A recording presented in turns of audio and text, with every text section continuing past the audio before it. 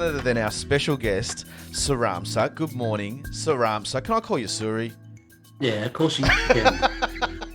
Good What's morning, wrong with Brad. you? What's wrong with you? Top of the morning to you. How are you? Good morning, good morning. Thanks for joining us on Gee, this fine morning, nice and up and early. you've done this for 12 months, man. It's gone so fast. And yeah, because I remember when you first started and just that thing of waking up consistently every day for the whole year, man. Kudos to you. I tell you now, you don't really get in any rhythm either. Like there's a there's a major battle, but it's only for a couple of minutes. You just got to know that on the other side of a coffee and a shower, things are looking a bit different. But how are you this morning, man? How are you feeling? Well, it's good you chucked in the shower there because it's not always possible first thing before a show, man. But yeah, I've been good considering what's going on, of course, with the world and, you know, just trying to keep myself busy, of course, and just keeping mentally and physically stimulated and doing a bit of art as well, a bit of therapy. Creative people. I mean, you learn how to pivot. Everyone's learned how to pivot. You're a dancer, but there's other things. I talked a little bit about them there. What have you particularly pivoted to when all kind of personal interaction has been stripped away from you?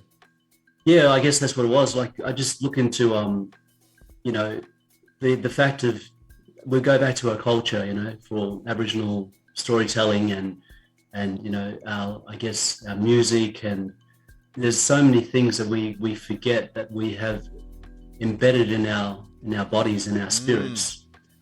So yeah, I think it's just that thing of that naturally what comes to you when you find yourself in particular situations. Yeah, I've been leaning a lot towards my art, just revisiting painting, especially finding it very therapeutic. Yeah, and just, you know, of course, singing, a little bit of karaoke at home, of course, having fun with my partner, and when you're not doing that, you know, sleeping and eating a lot of food. Well, you're one of these people, Suri, that has not put on an ounce of weight. Well, not that I can see it. Not that we care too much about that. No, my man. You're doing relative. You must be keeping active. That's really good. Tell us a little bit. You talk about just then instinctful knowledge. You've said that in a past bio that I'd read. What do you mean? What do you mean by instinctful knowledge? I guess that's going back again, you know, when we think about that thing of what we've had from the very beginning. It's called lian. You know, lian is that sense of connection to country, to spirit, to the external and the internal. And there's that thing, that sense of awareness that's always been embedded in us. I find for mob, you know, because we've had such strong cultural connections. So that thing of instinctual knowledge is that feeling of understanding something so it's just so connected. There's something, it's really unexplainable sometimes. It's just there, and it's also a sense of survival mode as well. Like you click on, and I think with our brains, you know, we consistently are intellectualizing, therefore we're theorizing what's to happen or what's currently going on, and our heart is emotional, and therefore it's devotional to those feelings. But they're completely two separate entities. And it's going back to your stomach, your gut, your intuition. We have that ability, but we've lost that because we've, you know, I guess that whole Western construct of being assimilated to, you know, to think with your brain more so than feeling. And it's sort of had to, obviously, you know, we had to readjust and try to come to terms with that connection that's always been there, that's been resonating. Do you find that through your creative arts world, performance arts in particular, I've had a very small snippet of my life where I did a drama course for a year, and it was a lot about those things that you're talking about being in yourself, being present, letting go of inhibitions and stuff like that. Do you find that has creative performance been a really big driver in forcing you to go into that thing that you're talking about, that lian? Has that been a real big driver for you? Major. It was like since I was a kid, you know, I've always just been such a performer in general. Like every time we'd be at home, you know, we'd have like a little gathering, and I think a lot of mob, we can relate to this, you know, we'd have family gatherings and just the kids would get together and perform, or even incorporate the adults and pull them up from their chairs, and that thing of it just was that natural, thing that we did. And so if there was an outlet such as theatre or dance or something that you could help to express these feelings, on a daily basis, then I was all for that, and a lot of my families, they're all right into, storytelling, of course, and making, practical jokes and stuff on the spot. But we didn't realize there was actually an outlet where you can do this and also get away with certain things, So, so I'm like, oh yeah, all for this shit. How have you found, now we've talked about this before, I'm aware, and maybe the listeners are aware, that mob hanging out with mob, we're different. We're comfortable. There's familiarity, but there's old ways, they've been passed on from so long that this is just what we do, especially around a campfire, and it's just on. And no one feels shame. You step out of that framework, though, and Indigenous people have a lot of struggles in finding familiarity, and it's just a different landscape. We think about footballers who get homesick and can't perform on an AFL field for long. You think their dreams are so big, and surely that would be amazing for you. Has it been difficult for you to leave that familiarity of upbringing and move into a Western construct? Yeah, big time. Because I was, I guess I was 17 when I left home, and I wanted to pursue my dreams. And being the youngest of the family as well was really hurting for Mum, because she knew that, being like, once I leave, pretty much that's all the kids leaving home, So that was a big major decision for me to want to pursue, what I guess a career in the arts. And it starts off very, much based on your dreams. This whole aspect of even being quite delusional, thinking that you're going to make it, you're going to kill it in the industry. But you have to have that drive, I guess, if you want to go to these sort of, into these sort of spaces. But yeah, it took a lot of determination, many days of being homesick, of course, missing the family and being away from, what to be, I guess your circle, and then now you're stepping out of the circle. But I've always had that concept in mind since I was a kid as well, that where, the comfort zone is where you are. But if you step out of there, that's where the magic happens. And it really helped me to maintain a much more, I guess, stronger relationship as well with my family, because I was a little bit of a outcast in a sense from the rest of the crew, because I always had these, I guess, just different ways of doing things, and it really allowed me to sort of understand that I come from a different place, this artistic space in a sense, and it had to come to terms with knowing that I had to leave the family in order for me to establish these relationships. It's big. Where were you at in your life when you took on So You Think You Can Dance? It's back in 2008, so it feels like an absolute era ago. But where were you at that particular time? And can you shed some light on what that experience was like for you? Well, I think now it's been 14 years since. It's really interesting. I found the growth that I had, and also just knowing that it wasn't really my choice to go to the show in the end, which was really more funny, because my sister-in-law rang me up one day. I guess people read about it, but the fact is, it was, long story cut short, I found this magazine. It flipped in front of my face, literally. Spirits were talking to me and just saying, you need to go to this. And I just went, oh yeah, pretty cool. Nah, I've got a job now. I'll leave it on the bench. And then my sister-in-law called me and said, oh, did you hear about the show So You Think You Can Dance? It's a new television show that representing, dance and putting it on the, on the Spectre. And I'm like, okay, cool. Was that the first year? This was Was that its first year when you went in it? Yeah, the very first series. Wow. Yeah.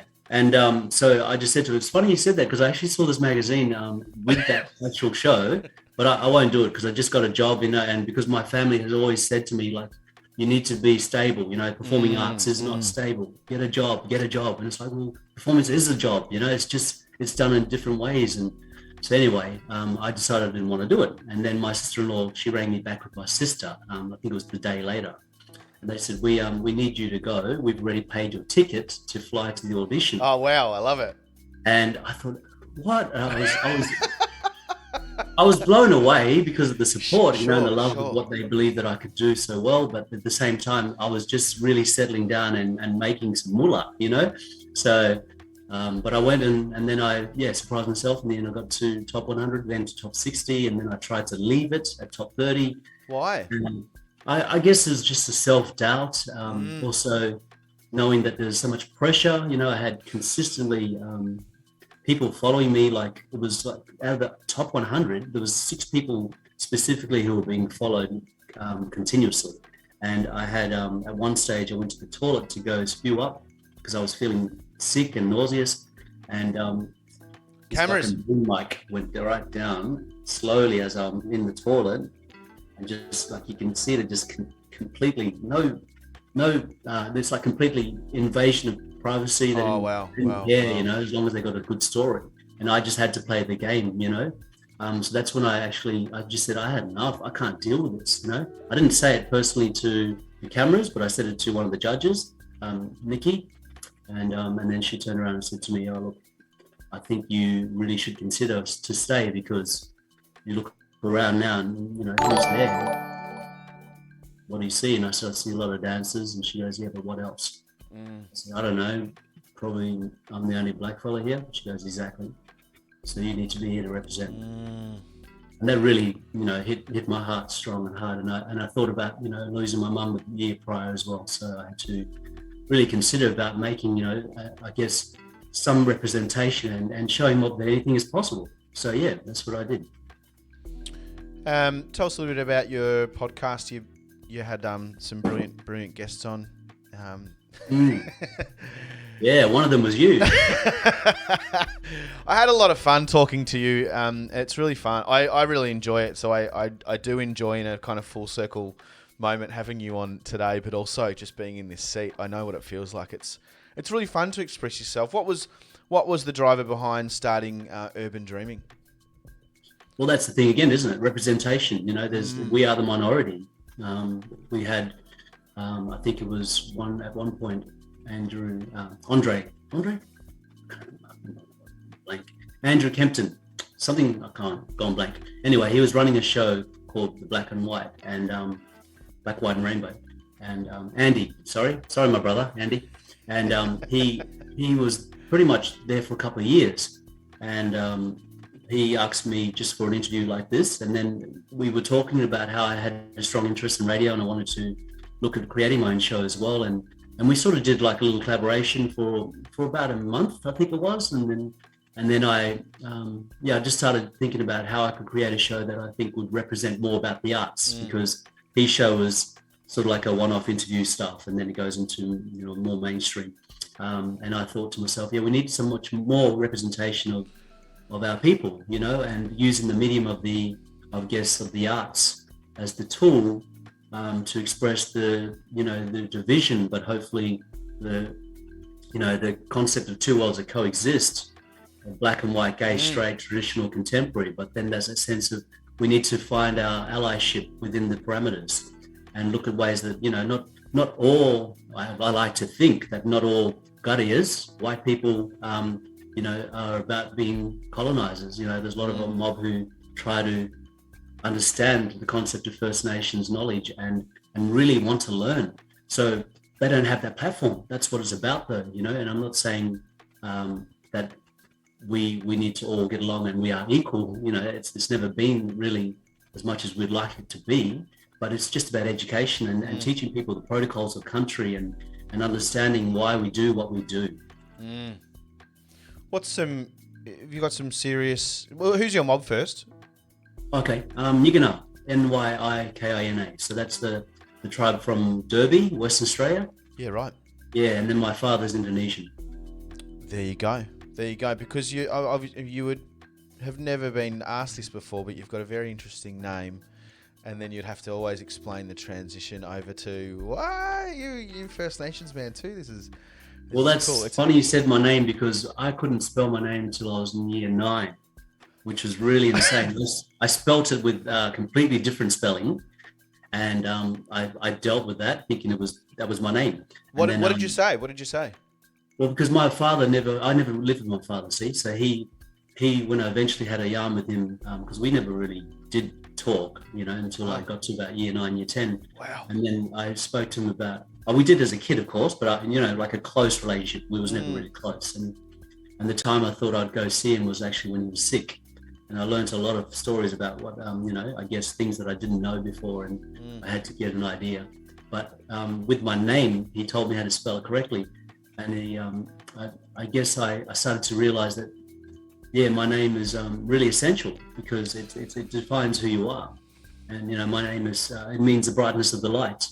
And I think to that sense of knowing that my father had given me a name that was named after him as well, there's a bit of pride in that. And I'm so glad. And because his birthday was only just the other day too. So Wow. Rest in peace. Wow. So how did you say your name when you used to have it the wrong way? So it was because I had my nickname Suri. Yeah. So Suri, S-U-R-I. And then my brother's name was Hamza. And I thought, well, Sermsah was Hamza. So I thought H-A-M-A-Z-A-H. And even more funny, because when you have those games with the kids where you jump for each name, for each letter. And whenever they play with me, because my full name is Sermsah Bin Saad. So whenever we played the game, I would always win, of course. And kids just got over. They're like, nah, fuck this. We don't want to play this game anymore.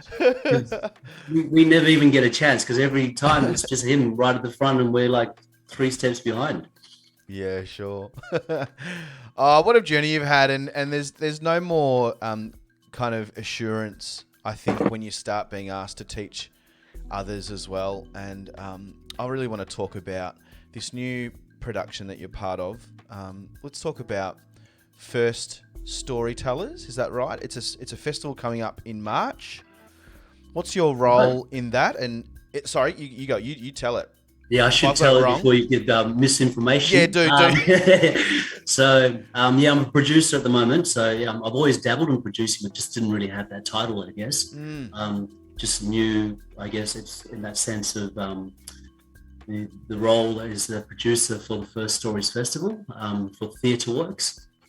So I've come on board with another incredible lady, Brittany Shipway, who's also a performer. She's from Sydney. And she's a singer as well and a writer, and she's the artistic director for this company now for the First Stories Festival. So it's our baby. We've really quite, I believe strongly, tried to establish making sure this First Nations run. And the fact that we've got Theatre Works supporting this is really incredible, because it's an independent company, of course, and they've been going through their own trials and tribulations, but I've always enjoyed their work, and I've even worked with their company for a couple of shows as well. Oh, there it is. And so this First Stories Festival is a call out basically for all emerging artists, particularly. It doesn't necessarily have to be, I guess, with the whole the basis or the synopsis is you don't have to be a great writer. It's about an idea that you have if you see it on stage, and you can use any medium you like to express it. You can write it, of course, but you can act it, you can sing it, you can dance it, you can even just talk about it as a conversation, as long as you send us something that you believe that would be I guess possible to be able to get your story across. And we're going to choose 5 of those emerging artists in the end. We would like to extend it out to national, of course, because there are many amazing storytellers out there, and it's a shame we couldn't get more. But of course, there's only so much we can afford, and I think there's that thing of making sure that we just try to get a really strong selection of emerging and promising artists. So that's the 29th of October is the application dates. That's when it stops. So it's not too far away, guys. If you can apply for it, that would be awesome.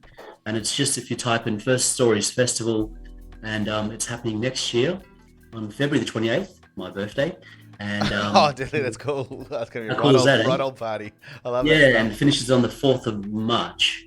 We've got some really incredible mentors lined up. We've got Tony Briggs, we've got Uncle Jack Charles, we've got Kamara Bell Wykes, Jane Harrison, and of course Mitch Tambo. So really incredible lineup. These mentors and expertise and professionals in their fields.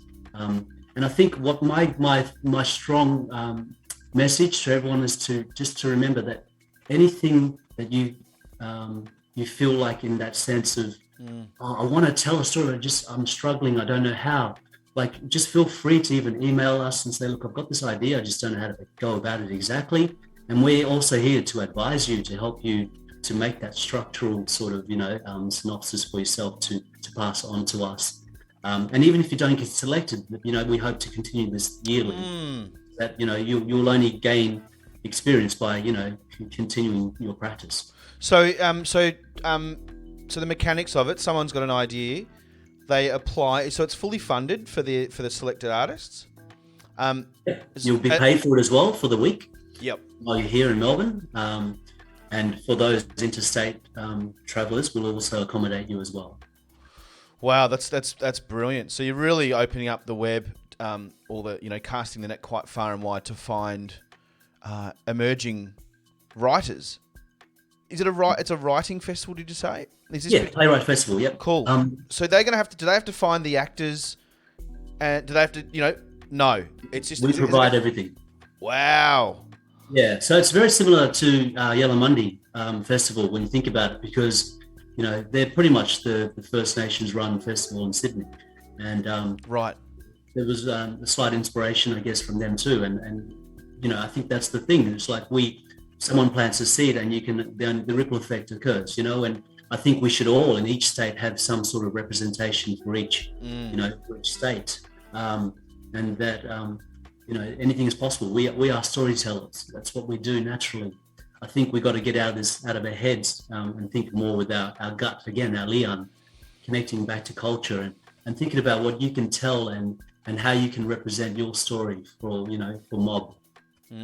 What's your message? What do you want to tell? How do you live with? There's probably more than two. I'm only going by the two that you've mentioned, but two cultures. One's First Nations and one's, did you say Indonesian? Yep. Do you tap into that side much? I mean, we can be a bit careless about...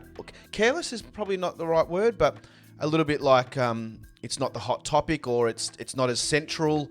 Is it just a matter of that we just haven't spent enough time with our other motherlands? How do you feel when all people really want to know? Usually the commentary is, well, you're a First Nations man, and colonisation has taken you away from that original, traditional 100% bloodline. So we should be honouring the one that's being colonised and almost not talking about it. But I hear some other black fellas around say, I'm also Scottish and I'm also such and such. Where do you sit with that? Yeah, it's an interesting question. I think I've always had this thing of wanting to go home to my father's side, to meet, because I've got brothers and sisters there I have never met yet. It's really interesting. My father had 3 wives. I guess he was deported in a sense to come here to Australia because, and he went into hard hat diving, and that's where he met my mother, in Broome, Western Australia. And then that thing of knowing that, it's in me. And even when I look in the mirror every day, I look at myself and I see more of an Indonesian man, more so aesthetically than an Aboriginal person, and it's really interesting because in my heart and in my spirit, I still feel that connection to my father's. But I've never really, the only closest I've ever been was to Bali. And when I went there, it was really intriguing because I picked up the language so quickly. Wow. It was just a natural tongue, a flow in my mouth. Wow. Yeah, and my friend I was with at the time had been there, I don't know, for 4 years and said, how you've picked up more language than I have in a week. Wow. Yeah, and I found that really quite amazing because I've never, I guess, had that opportunity to even go near my father's country because I wasn't even close to it, He's in Banjarmasin near Kalimantan. But he passed away now, of course. But I'm thinking like, that spiritual wanting or needing is still existent. And of course, we've been restricted now because of travel and etc. But I did have plans to travel with my brothers and sisters at one point to go to Indonesia together for like a Christmas. But hopefully that can happen in the future. Do you think it's important for all humans to find or acknowledge that there is an ancestral connection and to maybe prioritise it a little bit more, considering Australia has a very mixed history. Some people don't even know past their grandparent, which is probably not, doesn't feel like it's even on the scale of talking about First Nations history or just any. I talk about First Nations anywhere in the world, but we do have an Irish or a Scottish, or we have got something further than Australia, because Australia's quite young in terms of, if you only go back to 1788, there's a lot longer, more ancestral connections. Do you encourage people to big time? Yeah, tap into that? Is that a way of connecting to that inner? You talk about it's just in ya. It's just in ya. Yeah, it's necessary. I think it's so necessary. Helpful, because I even knowing that I've been in touch with at least I've been in touch with my Aboriginal heritage, that to me is integral, because that's the core to who I am, my way of thinking, my practice, my ceremonial procedures, things that I've been installed with outside of my own practice and home, but also that spiritual concept of connection, of Leon. But yeah, I do feel a sense of half full, half empty. Yeah. There's this other side of me that is still, just really waning, wanting, needing. And, I when I see something on television that has some incorporation, or just generally anything I see that has some sort of designs from my father's country, there's that immediate response. I'd imagine. And alluring sort of connection, but I don't know how or what it is, but it's there. In my dance, when I dance, I express certain movements of, I guess, this indigeneity of their country. It's like, what the hell am I doing? And it's in the body, it's in the blood, it's in the cells.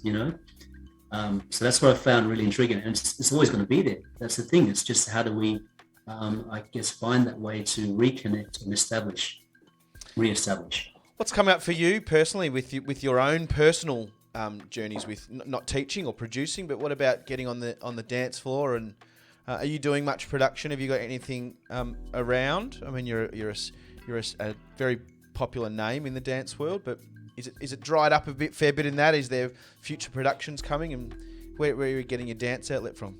Yeah, really interesting. Obviously, because of COVID, we're all being made redundant or left, lost jobs, etc. So, I've had a major impact, of course, as a performing artist, because we rely on audiences.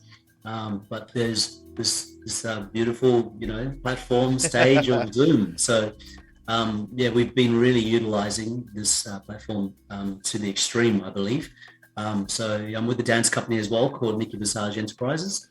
And I've been working with them for the last 4.5 years, and such an incredible lady, Nikki. She really looks after me as well. And cool. And it's that thing of knowing that, she tries to, I guess, have all these different cultural worlds coming together and teaching their culture and dance to the schools. She has a lot to learn, of course, in regards to the Aboriginal culture and protocol. And, there's a lot of, a couple of us mob that work there. And sometimes there's a thing of, making sure that we have these spaces that are culturally safe for us as well. And to, make sure that that's adhered to, because it's essential. So there is, there's moments of, knowing that we're working for non-Indigenous organizations to a degree, and we have to make sure that they understand that, we're not going to continue to feel like we're just that tokenistic, approach, which she's really doing her best to understand that, and I'm educating her in the process, which is great. But besides that, you think about, anything that we can do that we utilize online, like radio. Of course, I was doing my podcast for a while. At one stage, I was concerned about, employment. So I went and did a security course too, and that did my head in from 9 till 4 every day, for 4 weeks on the computer. Wow. But, these things that we have to do, I guess, for survival. But I'm also, when I'm not doing that, I'm like I said, I'm just painting, and I wanted to look at also represent mob in general, because I've had an agency that I run before, and I'm slowly progressing towards that again. And I guess I've got an opportunity now just to sneak into you, like if there's any mob out there who's interested. I shouldn't say out there because I've worked with radio so long. Anyone who's listening right now, if you're keen, check it out. I'm going to have some acting and improvisational classes coming up, and it's all for free. I don't want to pay. I don't want you to pay anything.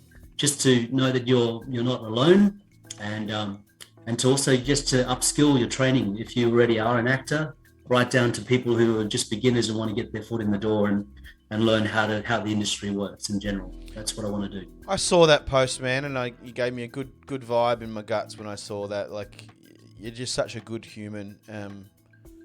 You just are a good human. You're a giver and a sharer, and I think we could all, just be reminded sometimes it isn't always about us. It's sometimes just getting out there and giving, solely to others until your own world kind of picks up again. But it's okay to just offer something. I think it's brilliant that you're pulling people together, and I look forward to hearing how the festival goes as well. Yeah, thanks, man. My mother brought me up well, and she was one of those people who just could meet anyone on the spot, and next minute they're having a cup of tea at home. I love it.